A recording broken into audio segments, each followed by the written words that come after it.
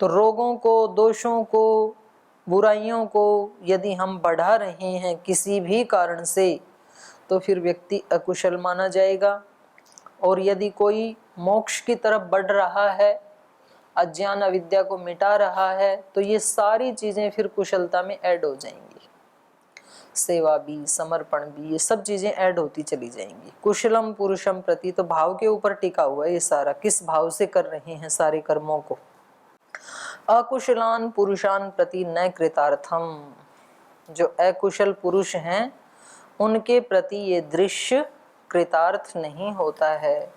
तेषां दृशे कर्म विषयताम आपन्नम, उनके लिए तो दृश्य है, दर्शन क्रिया की माने ये जो दृश्य है ये कर्म विषयताम आपन्नम, कर्म विषयता को प्राप्त होता ही रहेगा।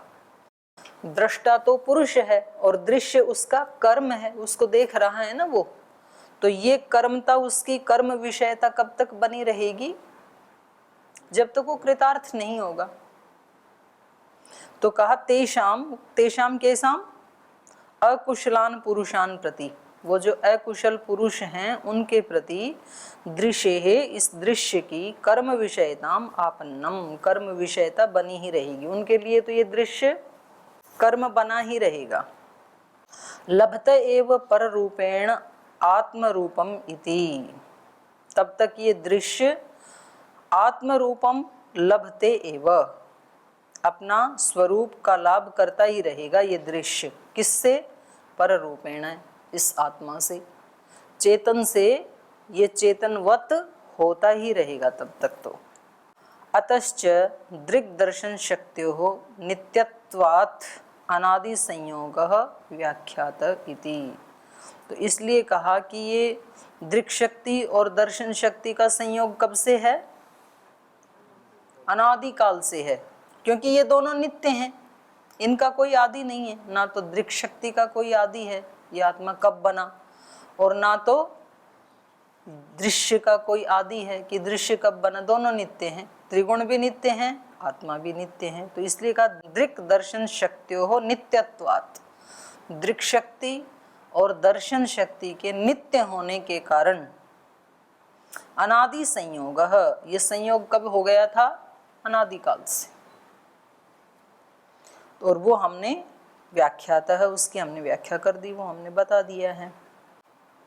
तथा च उक्तम धर्मेणाम अनादि संयोगात् धर्म मात्राणाम अपि अनादि संयोग इति, तो कहा धर्मेणाम अनादि संयोगात्, जो धर्मी हैं इनका अनादि संयोग होने से, संयोग किस किस का हो रहा है?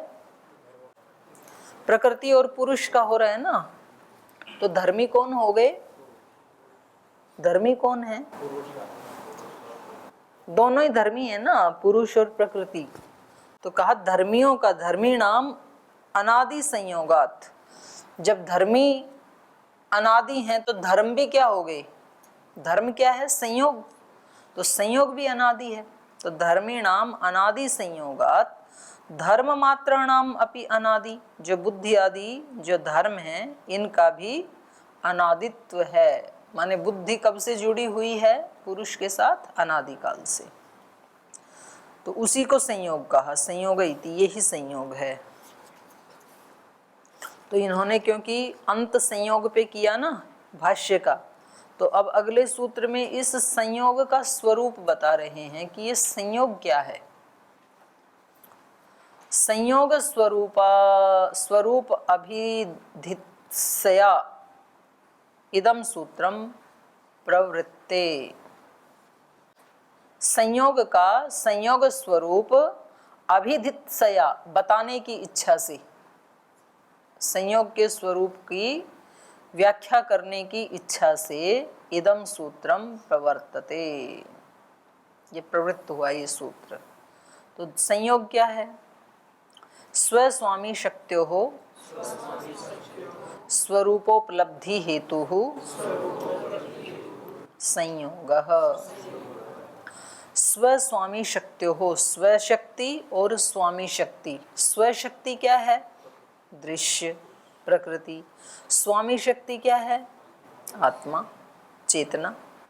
तो स्वशक्ति और स्वामी शक्ति इन दोनों के स्वरूपोपलब्धि हेतु, स्वरूप की उपलब्धि का हेतु अर्थात कारण, ये क्या है? संयोग। संयोग किस लिए हुआ था? इन दोनों शक्तियों को अपने अपने स्वरूप की उपलब्धि हो जाए। अभी तो दोनों का संयोग है, पर यह संयोग भी निष्प्रयोजन नहीं है। संयोग से ही तो स्वरूप को भूले थे और संयोग ही हमें अपने स्वरूप से मिलाएगा। ठीक है। जो दरवाजा है ना कमरे का, वो अंदर आने के लिए भी निमित्त बनता है और बाहर जाने के लिए भी निमित्त बनता है। इस कमरे में बंद हो गए थे, बंधन से युक्त हो गए थे, तो निमित्त क्या बना था? दरवाजा। दरवाजे से तो अंदर आए आप। और इस कमरे से आपको मुक्त होना है तो निमित्त क्या बनेगा? दरवाजा। बाहर भी वहीं से जा सकते हैं ना। तो ये संयोग ही तो बंधन का कारण बना था, ये शरीर ही बंधन का कारण बना था, और ये शरीर ही मुक्ति का कारण भी बनता है। ये बुद्धि, ये इंद्रियां, ये मन, ये सारा का सारा सामान मुक्त करवाने के लिए और बंधन में डालने के लिए भी है। तो अब बताओ इससे कहाँ भागोगे? और सारी दुनिया से तो भाग लोगे, पर यही तो साधन है। तो इसलिए कहीं से भी नहीं भागना है, इन साधनों के प्रति जागना है।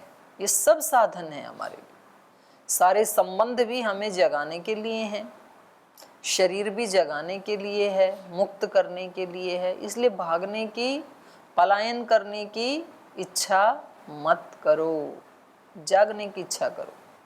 जहाँ भगवान ने रखा है बहुत सोच समझ के रखा है, जिन व्यक्तियों के बीच में रखा है बहुत सोच समझ के रखा है। कुछ तो आपका दोष बचा है, त्रुटि बची है, जिसको भगवान ठीक करना चाहते हैं, और आपकी उस त्रुटि को ठीक करने के लिए एक व्यक्ति को भेजा है आपके पास, आप उससे भागना चाह रहे हो।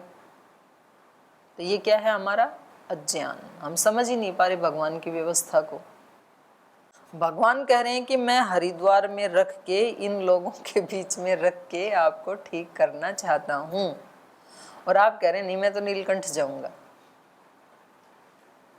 तो नीलकंठ मत जाओ। कुछ लोग घर में रहते हैं, बोले नहीं इस घर में नहीं रहूंगा, मैं तो घर को छोड़ के ना कहीं जाऊंगा किसी आश्रम में। आश्रम में मत जाओ।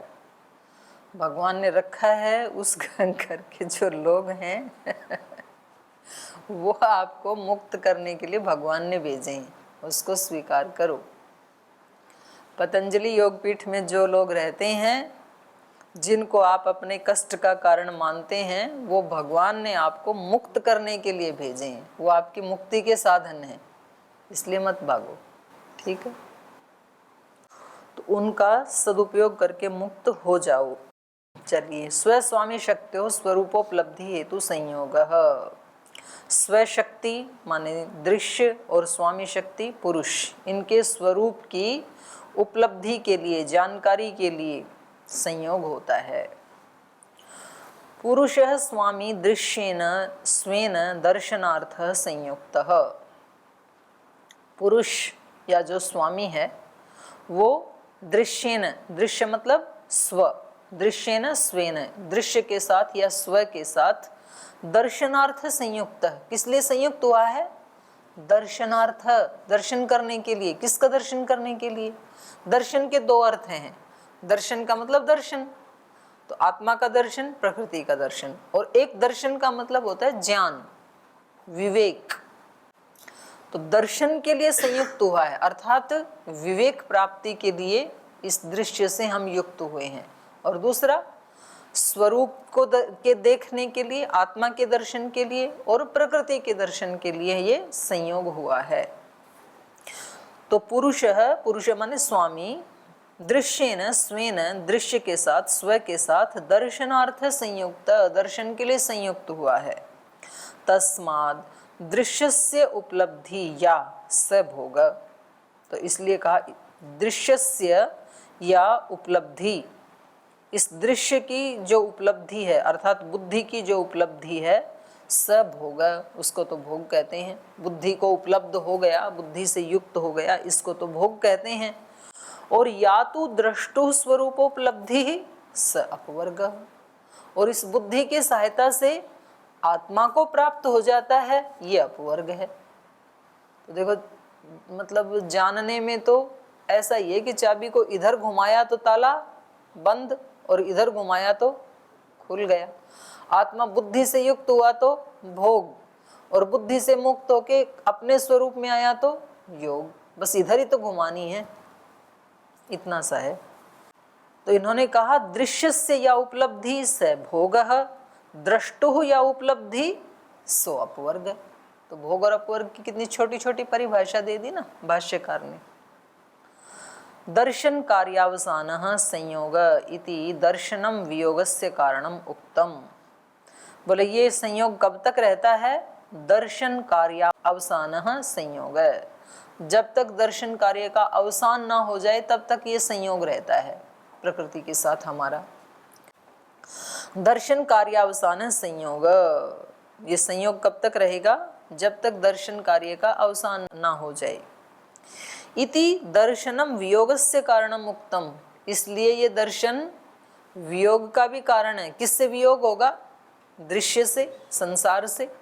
ये जो ज्ञान है, ये जो दर्शन है, ये इस संसार से वियोग का भी कारण है और आत्मा से मिलाने का, परमात्मा से मिलाने का भी कारण है। ये दर्शनम अदर्शनस्य प्रतिद्वंद्वी, जो दर्शन होता है वो अदर्शन का प्रतिद्वंद्वी होता है। दर्शन का मतलब है यहाँ पर ज्ञान, विवेक।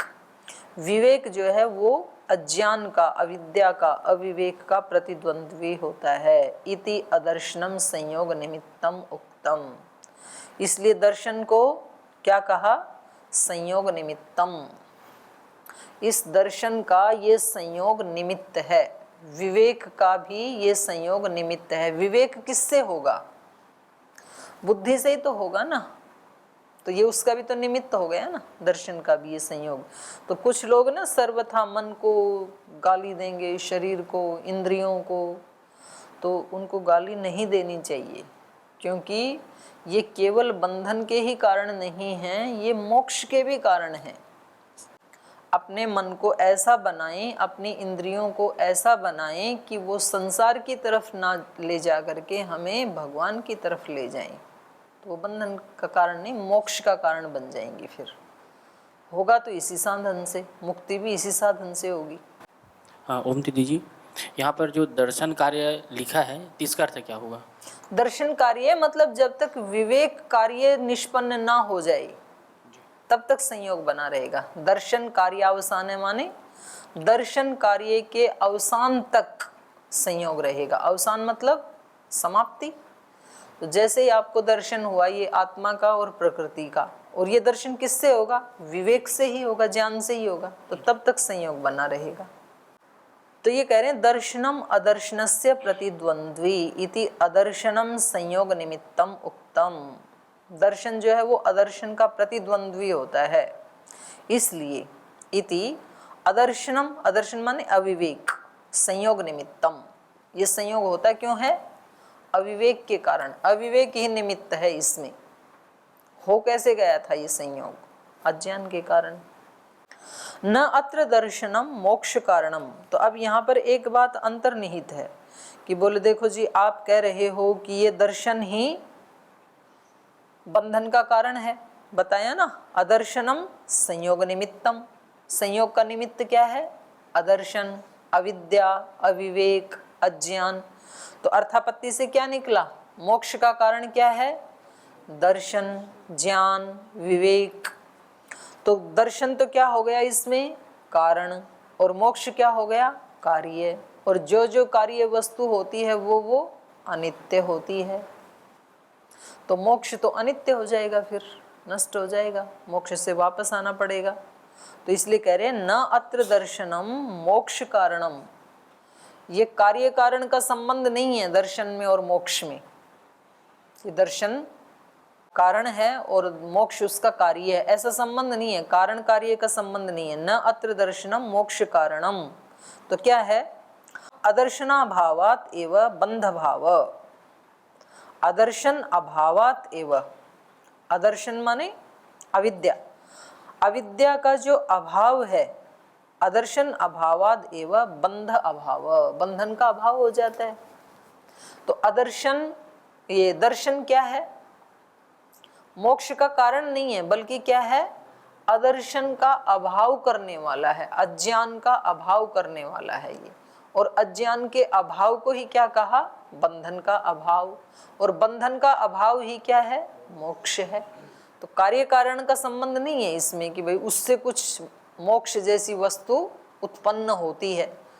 जैसे तंतु और वस्त्र में कार्य कारण का संबंध है, तंतु कारण है, वस्त्र कार्य है, तो उससे निष्पन्न हुई ना कोई नई वस्तु तंतु से। तो ऐसे ज्ञान से कोई नई वस्तु मोक्ष उत्पन्न हो जाए ऐसा नहीं है। ज्ञान से अज्ञान का नाश होता है और अज्ञान का अभाव ही मोक्ष है। अदर्शना अभावाद एव बंधाभाव स मोक्ष इति, अदर्शन के अभाव से ही बंधन का अभाव हो जाता है और उसी को मोक्ष कहते हैं। हाँ वही है, ज्ञानान मुक्ति वही है, पर इसमें कार्य कारण का संबंध नहीं है। न अत्र दर्शनम मोक्ष कारणम अदर्शनाभावादेव बंधाभाव स मोक्ष इति दर्शनस्य भावे बंध कारणस्य अदर्शनस्य नाशः इत्यतः दर्शन ज्ञानम कैवल्य कारणम उक्तम। दर्शनस्य भावे, दर्शन का भाव होने पर, दर्शन का भाव होने पर माने दोनों का दर्शन हो जाने पर या विवेक होने पर दोनों का दर्शन हो जाएगा। ये प्रकृति है, ये पुरुष है, तो दोनों का ज्ञान हो जाएगा। दर्शनस्य भावे बंध कारणस्य, जो बंधन का कारण था वो क्या है? अदर्शन, अदर्शनस्य नाशः। दर्शनस्य भावे, दर्शन का भाव होने पर बंध कारणस्य अदर्शनस्य नाशः, अदर्शन का, अज्ञान का, अविद्या का नाश हो जाता है। इत्यतः दर्शन ज्ञानम, तो इसलिए दर्शन को क्या कहते हैं? ज्ञानम, ज्ञान कहते हैं उसको। कैवल्य का कारणम उक्तम, और इस दृष्टि से उसको कैवल्य का कारण कह देते हैं, मोक्ष का कारण कह देते हैं। माने व्यावहारिक भाषा में कारण कह देते हैं, वैसे उसमें कार्य कारण का संबंध नहीं है। किंच इदम अदर्शनम नाम, तो बोले ये अदर्शन क्या है, ये अज्ञान क्या है, अविद्या है क्या, इसका स्वरूप क्या है, वो बता रहे हैं। क्योंकि अज्ञान के कारण ही संयोग हुआ ना हमारा, तो ये अज्ञान है क्या, ये अविद्या है क्या, ये अदर्शन है क्या? तो बोले भाई इसमें तो ना अलग अलग विद्वानों के अलग अलग मत हैं। किम च इदम अदर्शनम नाम, तो उसमें कह रहे हैं किम गुणानाम अधिकार है, पहला मत, क्या गुणों का अधिकार यही अज्ञान है क्या? गुण माने त्रिगुण, और उनका अधिकार मतलब साम्यावस्था से लेके पंचभूत तक, ये सृष्टि का उत्पन्न होना, फिर हम शरीर के साथ जुड़ गए, तो यही अज्ञान है क्या? एक मत। ऐसे ये 8 मत देंगे अलग अलग विद्वान, ठीक है, ये पहला है। दूसरा, आहोस्वित दृश्य रूपस्य स्वामिनो दर्शित विषयस्य प्रधान चित्तस्य अनुत्पादः, या फिर दृश्य रूपस्य स्वामिनः, जो दृष्टा रूप स्वामी है उसका दर्शित विषयस्य प्रधान चित्तस्य अनुत्पाद, जो दर्शित विषय वाला चित्त है, प्रधान चित्त, प्रधान चित्त का मतलब यहाँ पर क्या है? प्रधान चित्त का मतलब ऋतंभरा प्रज्ञा। एक चित्त तो हमारा सामान्य चित्त है इस समय, तो ये तो हमें दर्शन करवा नहीं रहा है, और एक होता है प्रधान चित्त। तो कह रहे हैं उस प्रधान चित्त का अनुत्पाद, उत्पन्न न होना, अर्थात ऋतंभरा प्रज्ञा का उत्पन्न न होना, यही अविद्या है क्या? दूसरा मत है ये। इसी को थोड़ा सा खोल के बता रहे हैं। स्वस्मिन, स्वस्मिन माने दृश्य विद्यमाने यो दर्शना भाव, दृश्य में रहते हुए विद्यमान जो दर्शन का अभाव है, अर्थात चित्त तो है हमारे पास लेकिन सामान्य चित्त है, प्रधान चित्त नहीं है। तो प्रधान चित्त का उत्पन्न न होना, ऋतंभरा प्रज्ञा का उत्पन्न न होना, यही अविद्या है क्या? तीसरा, किम अर्थवत्ता गुणानाम, गुणों की अर्थवत्ता, अर्थवत्ता माने पुरुषार्थ युक्तता। अर्थ का मतलब है यहाँ पर पुरुषार्थ, पुरुषार्थ मतलब भोग अपवर्ग। तो गुणों की अर्थवत्ता, यही आदर्शन है क्या? चौथा, अथ अविद्या स्वचित्तेन सह निरुद्धा स्वचित्तस्य उत्पत्ति बीजम। और अगला कहा कि ये जो चित्त है हमारा, अविद्या क्या है? स्वचित्तेन सह निरुद्धा, जो हमारे चित्त के संस्कार हैं वो प्रलय अवस्था में चित्त के साथ ही निरुद्ध हो जाते हैं। और स्वचित्तस्य उत्पत्ति बीजम, और जैसे सृष्टि में नया चित्त बनता है उसके साथ वो संस्कार भी आ जाते हैं। तो ये क्या है? इसी को अदर्शन कहा। यही अविद्या है क्या? अविद्या यही है क्या कि प्रलय अवस्था में चित्त के साथ चली जाती है और चित्त उत्पन्न होता है तो उसके साथ दोबारा आ जाती है, यही अविद्या है क्या? ये एक किसी का मत है। किम स्थिति संस्कार क्षय गति संस्कार अभिव्यक्ति, ये पांचवा है। स्थिति संस्कार क्षय, जो स्थिति संस्कार थे उनको, उनका क्षय होना, और गति संस्कारों की अभिव्यक्ति, ये अविद्या है क्या? यत्र इदम उक्तम प्रधानम स्थित्या एव वर्तमानान विकार करणात् अप्रधानम स्यात्, इसके बारे में ये क्या कह रही हैं? यहाँ स्थिति संस्कार का मतलब क्या है? गुणों का स्थिति संस्कार होता है प्रधान अवस्था में, सत्व रजस तमसाम साम्य अवस्था प्रकृति, उसको क्या कहा यहाँ पर? स्थिति संस्कार। साम्य अवस्था को यहाँ स्थिति संस्कार कहा। तो उनका तो क्षय होना, अर्थात वो हलचल में आना तीनों, और गति संस्कार अभिव्यक्ति, तो फिर महतत्व से लेके पंचभूत तक की जो इसकी गति है उसको क्या कहा? गति संस्कार। तो ये पांचवा मत था कि भाई स्थिति संस्कार का नष्ट हो जाना और गति संस्कार का अभिव्यक्त हो जाना, ये अविद्या है क्या? यत्र इदम उक्तम, इसके बारे में ये कहा है। यहाँ प्रधान शब्द आया था ना, तो उसके लिए ये थोड़ी व्याख्या कर रहे हैं दो पंक्तियों में। प्रधानम स्थित्यैव वर्तमानम विकार करणाद अप्रधानम स्यात्। बोले ये जो प्रधान है, इसको प्रधान क्यों कहते हैं? प्रधानम स्थित्यैव वर्तमानम विकारा करणात् अप्रधानम स्यात्। यदि प्रधान स्थिति में ही बनी रहेगी, विकार अकरणात्, विकार उसमें होंगे ही नहीं, तो फिर उसको कौन प्रधान कहेगा? माने इन अप्रधान की अपेक्षा से ही तो वो प्रधान है ना। भाई कोई व्यक्ति गांव में प्रधान किसके कारण होता है? कुछ सामान्य लोग होते हैं, एक उनमें प्रधान होता है। यदि सामान्य है ही नहीं, वो अकेला ही रहता है, तो वो प्रधान रहेगा क्या? फिर नहीं रहेगा। तो इसलिए कह रहे हैं प्रधानम स्थित्यैव वर्तमानम, यदि वो अपनी स्थिति में ही वर्तमान रहे तो विकार करणाद अप्रधानम स्यात्। विकार अकरणात्, विकारों के न होने से वो क्या होने लगेगी? अप्रधान होने लगेगी। तो विकार होने ही चाहिए। और कह रहे तथा, और वैसे ही गत्येव वर्तमानम विकार नित्यत्वात् अप्रधानम स्यात्, और केवल ये गति में ही रहे, माने कभी भी प्रलय हो ही नहीं, तो फिर भी विकार नित्यत्वात्, तो ये विकार नित्य होने लगेंगे, और नित्य होने लगेंगे तो अप्रधानम स्यात्, तब भी वो प्रधान नहीं रहेगी। क्योंकि प्रधान है ही इसलिए कि उसमें जाके सब लीन होते हैं। तो यदि सारे ही बने रहे ऐसे ही, तो उसमें और इसमें कोई अंतर ही नहीं है। तो यदि वो गति में बनी रहे तो भी अप्रधान हो जाएगी, और यदि वो केवल स्थिति में ही रहे तो भी अप्रधान हो जाएगी। लेकिन वो प्रलय अवस्था में तो स्थिति में रहे और सृष्टि अवस्था में गति में रहे, तभी वो प्रधान कहलाएगी। ठीक। उभयथा च अस्य प्रवृत्ति, इसलिए इसकी प्रवृत्ति उभयथा है, दोनों तरफ है, प्रलय में भी और सृष्टि में भी। एक बार प्रलय की तरफ इसकी गति होती है, एक बार सृष्टि की तरफ होती है, एक बार नीचे की तरफ होता है, एक बार प्रतिप्रसव होता है, ऊपर की तरफ होता है। उभयथा च अस्य प्रवृत्ति प्रधान व्यवहारम लभते न अन्यथा। ये जो इसकी उभयथा वृत्ति है प्रकृति की, इसी से ये प्रधान संज्ञा को प्राप्त करती है, न अन्यथा। अगर ये दोनों प्रकार की गति ना हो तो प्रधान नहीं कहलाएगी। कारणांतरेषु अपि कल्पितेषु एव समानश्चर्च। और कहा कारणांतरों में भी ये समान वही बात रहेगी जो इसके दूसरे कारण हैं स्थिति और उत्पत्ति के।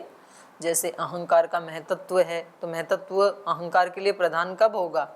जब उसमें दोनों तरफ की गति होगी तो ही प्रधान। और तो जो इसके कारणांतर हैं, ऐसे ही जो पंच सूक्ष्म तन्मात्राएं हैं वो इसके कारण भी बनते हैं और उसके अहंकार के कार्य भी बनते हैं।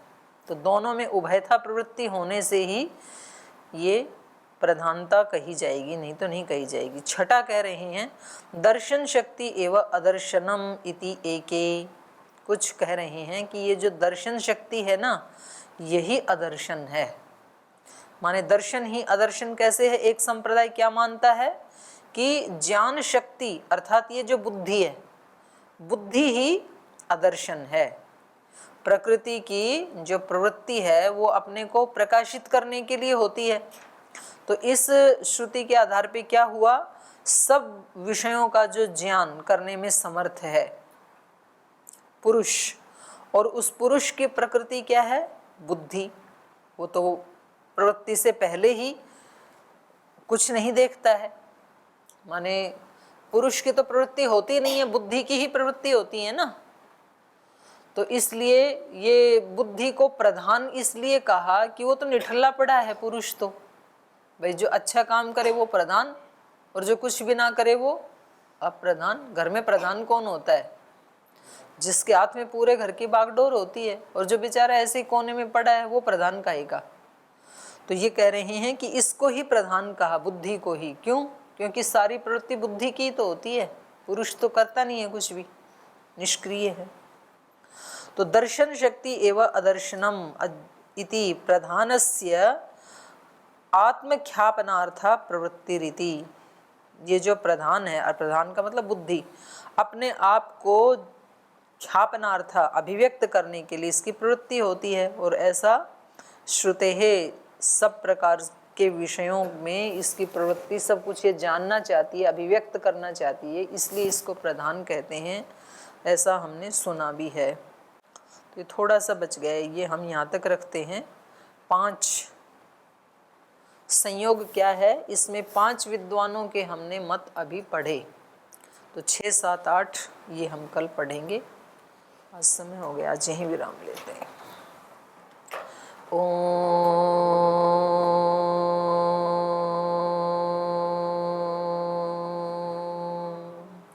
शांति शांति शांति।